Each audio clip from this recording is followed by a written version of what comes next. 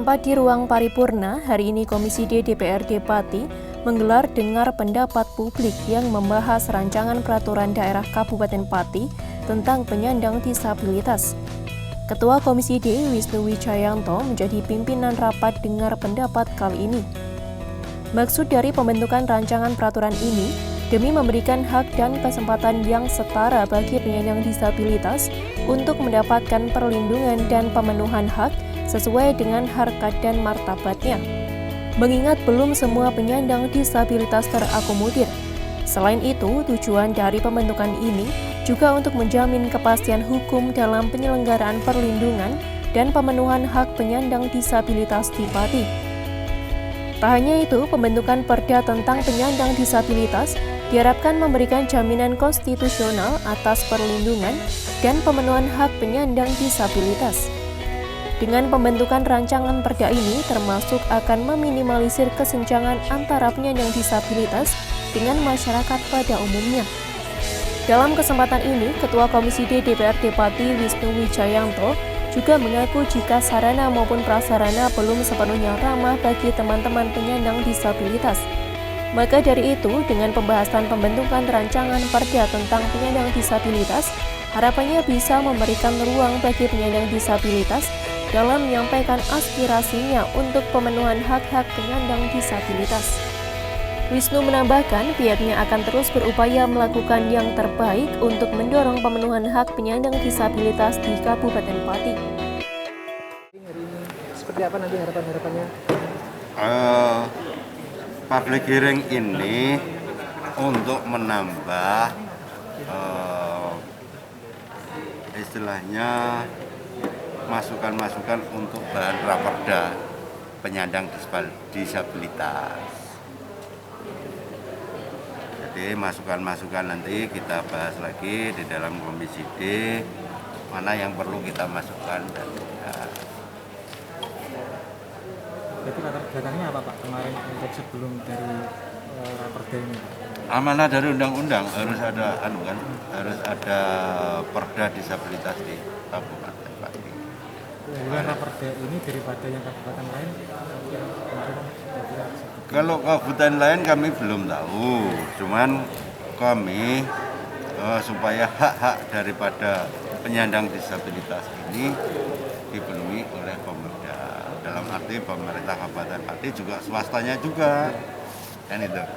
Jadi berkenaan dengan pekerjaan juga dikasih kesempatan, sekolah juga diperhatikan, sarana prasarana juga diperhatikan, kan gitu. Berarti dari sesi pertama ini tadi Pak, mungkin ada kesimpulan yang bisa diambil Pak dari Belum, nanti kita kaji dulu. Kita kaji dulu, nanti baru kita bisa. terdekat yang ingin dicapai dari raperda ini yang apa sebelum diputuskan nanti tahapnya apa? Ini setelah ini nanti kita kaji di dalam komisi. Setelah itu kita masukkan di dalam Babum Perda. Babum Perda baru nanti setelah itu ada pansus. Nah, nanti itu finalnya di pansus. Pansus nanti setelah jadi akan dikonsultasikan ke provinsi. Nah, itu baru bisa dipakai perda itu. Proyeksinya paling cepat berapa bulan? Insya Allah nanti sekitar 3 bulan sudah ke pansus. Insya Allah ya, itu karena agenda kita. Pendapat raperda tentang disabilitas ini urgensinya apa sih Pak? Ini kita public hearing dari mendengarkan dari masukan-masukan masyarakat. Salah satunya adalah penyandang disabilitas untuk membuat perda kami. Inisiatif dari Komisi D berkenaan penyandang disabilitas. Komisi D melihat apa kondisi penyandang disabilitas di Pati selama ini seperti apa Pak? Ya, selama ini untuk sarana prasarana maupun pekerjaan belum sesuai dengan harapan, makanya kita buat perda ini. Yang ingin diupayakan misalnya apa Pak konkretnya untuk? Kerjakan sarana prasarannya mungkin antrian tadi ke bank atau apa, atau masuk ke gedung harus ada tempatnya jalur khusus, atau mungkin dari disabilitas ini nanti kalau jangan antri karena mungkin kakinya sakit atau gimana kan itu. tidak bisa melihat. Nah, kan itu harus diberikan prioritas. Termasuk pelayanan rumah sakit, Pak. Iya. Ini ada ya isi dari Perda itu sendiri yang mungkin akan berdampak cukup besar bagi para penyandang disabilitas mungkin apa? Banyak itu nanti kesehatan, pendidikan. Di antara contohnya mungkin Pak yang misalkan yang Nah, pendidikan kan nanti ada istilahnya kita berikan istilahnya kuota untuk mereka biasa masuk di sekolah ini kan gitu kan. Untuk pekerjaan perusahaan harus menampung 1% dari jumlah minimal 100. Kalau BUMD 100 harus 2%. Itu ini inisiatif kami. Jadi nanti masih kita ajukan ke Bapemperda untuk dipansuskan. kalau targetnya Sementara itu, Ketua Perkumpulan Penyandang Disabilitas PPDI Pati, Suratno, mendorong agar setiap pembangunan sarana maupun prasarana umum di Pati yang bakal diperuntukkan bagi penyandang disabilitas agar bisa melibatkan langsung penyandang disabilitas untuk menguji cobanya. Menurutnya, masih banyak fasilitas publik di Pati yang diharapkan bisa dimanfaatkan oleh para penyandang disabilitas nampaknya belum cukup proporsional, sehingga manfaat itu belum banyak dirasakan oleh teman-teman penyandang disabilitas. Suratno menambahkan keterlibatan para penyandang disabilitas dalam perencanaan pembangunan mungkin bisa menjadi pendorong bagi pemerintah untuk lebih proaktif dalam menyediakan sarana maupun prasarana bagi penyandang disabilitas di Pati.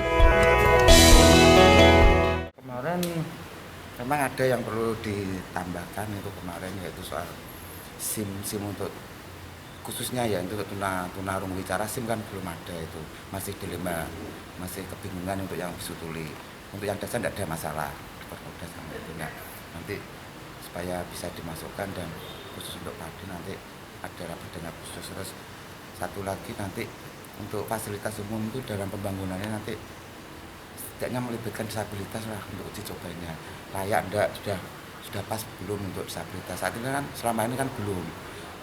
Tahunnya sudah jadi, tidak ada uji coba. Nah, seperti yang di alun-alun sini itu kesulitannya teman-teman yang pakai portase, terus bris sama tongkat, tidak ada yang pegangannya untuk naik itu. Dan kursi rodanya kemarin juga saya sayangkan, sudah bagus sih Mas, sudah akses, cuma kurang aksesnya. Cuma satu yang sandaran gini di sebelah barat, harusnya kan sebelah timur ada satu lagi. Jadi teman-teman kursi roda tuh pengen akses ke alun-alun mudah. Nah, kemarin dicoba kok ditaleni rantai, mau ke situ tidak bisa, kita kembali. Soalnya pakai kursi roda itu dia mau tidak mau kursi rodanya harus naik. Nah, terkait itu kayaknya sudah, olahraga juga sudah bagus. Nah, harapan kami nanti mungkin teman-teman yang di organisasi yang ada sektor usahanya nih, usaha karena mau masuk di perusahaan kan susah.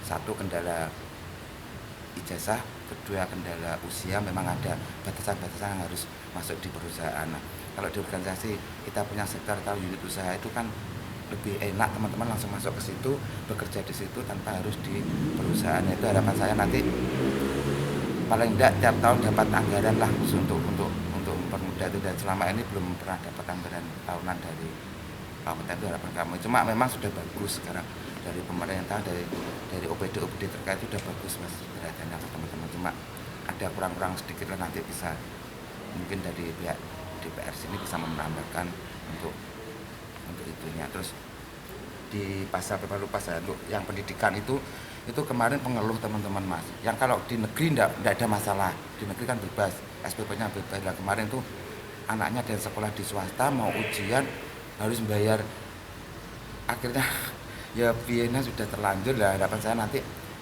dapat paling tidak dapat keringanan lah untuk SPP yang khususnya anak yang di swasta. Nanti bagaimana pemerintah nanti mengatur, nanti saya mohon itu untuk bisa direalisasikan di itu. Selain itu Pak, udah cukup? Untuk kartu, nah ini yang penting bab 3 pasal 22 itu untuk kartu KPD, kartu penyandang disabilitas.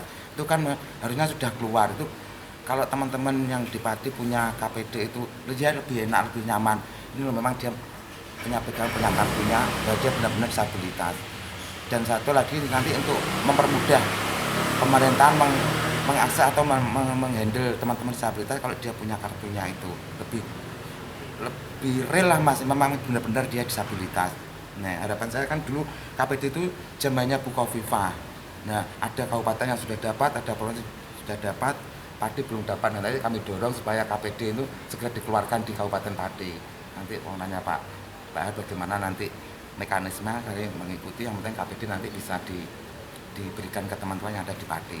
Terus sama Komisi Nasional Disabilitas, nanti harapan saya tuh ada salah satu disabilitas yang masuk di dalamnya. Jangan nanti diisi normal semua. Kalau normal semua nanti tidak akan tahu isu-isu yang disabilitas alami. Tapi kalau ada 1-2 masuk, nanti bisa memberi masukan-masukan untuk kebaikan Pati sendiri ke depannya. Itu harapan saya seperti itu. Dengan pembahasan raperda tentang disabilitas ini Pak, seperti apa? Untuk hari ini memang ini harapan teman-teman kemarin supaya Pati punya perda. Ini alhamdulillah sudah diapresiasi, cuma ada kekurangan sedikit-sedikit. Contohnya seperti fasilitas umum, teman-teman kan dalam pembangunan belum dilibatkan. Nah, harapan kami nanti bisa dimasukkan di perda ini agar pemerintah dalam pembangunan nanti benar-benar dilibatkan teman-teman untuk dicobanya. Terus yang kedua nanti yang terpenting yaitu kartu penyandang disabilitas. Itu sangat penting karena itu identitas teman-teman. Jadi satu membantu pemerintah juga bahwa sudah ada KPD-nya ini loh kartu penyandang disabilitas. Satu, kedua gunanya untuk membantu teman-teman tuli, pengganti SIM-nya karena regulasinya memang belum ada untuk teman-teman tuli. Terus yang ketiga nanti yang terpenting untuk Komisi Nasional Disabilitas. Jangan sampai nanti di dalamnya itu hanya untuk yang non disabilitas, karena yang tahu permasalahan sendiri adalah disabilitas. Nah, harapan kami ada beberapa disabilitas nanti yang masuk di dalamnya di Komite Nasional Disabilitas itu aja. Jadi kartu tadi semacam itu Pak ya, semacam identitas khusus. Iya. Soalnya itu kan sudah lama diwacanakan dari Bu Kofifa. Ada beberapa kabupaten yang sudah mempunyai, ada provinsi yang sudah mempunyai, tapi Pati belum. Nah, kami koordinasi dengan yang sudah mendapatkan, kok bisa itu gimana? Padahal belum ada itu ya. Itu pemenang dari kabupaten masing-masing bagaimana nanti caranya, monggo terserah. Kalau di daerah lain itu fungsinya untuk apa Pak? Itu maksudnya manfaat yang didapatkan satu yang untuk tuli itu bisa pengganti SIM-nya. Pengganti SIM. Iya, pengganti SIM. Terus kedua itu identitasnya teman-teman bahwa dia memang benar-benar disabilitas. Ini memudahkan pendataan gitu. Nah, kalau ada itu kan lebih mudah pemerintah. Mungkin nanti di instansi lain ditunjukkan ini, langsung mendapat fasilitas diutamakan karena tidak semua perusahaan atau perkantoran kan memahami tentang disabilitas. Selama ini teman-teman disabilitas Pati mengakses pelayanan publik di Pati seperti apa Bu? Masih ada keluhan Pak? Bagus, cuma masih kurang pembenahan. Contoh nyata di alun-alun itu harusnya ada bantuan pegangan itu. Dan untuk sandaran yang kursi rodanya itu akses itu saya rasa untuk bisa ditambahi nanti, walaupun sudah jadi kan bisa dibongkar untuk ditambahi. Sebelah timur kan belum ada, cuma satu saja. Dan kemarin mau ke situ itu kok ada rantainya, tidak jadi kembali. Contoh saya kemarin mau naik ke situ aja kesusah, kita harus cari pegangan untuk supaya dia bisa ke atas. Dan nanti kalau ada handrailnya itu kan enak untuk pegangannya. Untuk yang amputasi, untuk yang pakai bris, pakai krok, dia lebih nyaman nanti kalau ada. Termasuk jalur kursi roda belum ada Pak? Jalur ada, kursi roda ada. Belum maksimal. Sudah ada. Sudah. Kemarin misalkan tidak ada rantainya mungkin bisa dicoba. Ya kayak di sini loh, di Makin Rakyat ini kan juga belum ada. Ini seperti itu saya sayangkan. Kemarin saya sampaikan, mudah-mudahan nanti tahun yang akan datang bisa diperbaiki untuk rumah kami ini juga supaya teman-teman lebih enak. Tadi saya kesini kan susah, harus naik tangga susah. Padahal ini kan rumah wakil rakyat, sebenarnya kan akses untuk semua golongan. Berarti di gedung DPRD juga perlu itu Pak ya? Iya, karena ini kan tempat wakil rakyat. Saya sampaikan kok kemarin akan diperbaiki, memang nunggu itu. Kan harus akses semua masyarakat. Selain dari aktivis disabilitas, rapat dengar pendapat publik ini juga melibatkan unsur instansi dan elemen masyarakat. Harapannya agar pembentukan rancangan perda yang berkualitas. Oksa Nurajai, Simpang 5 TV, melaporkan.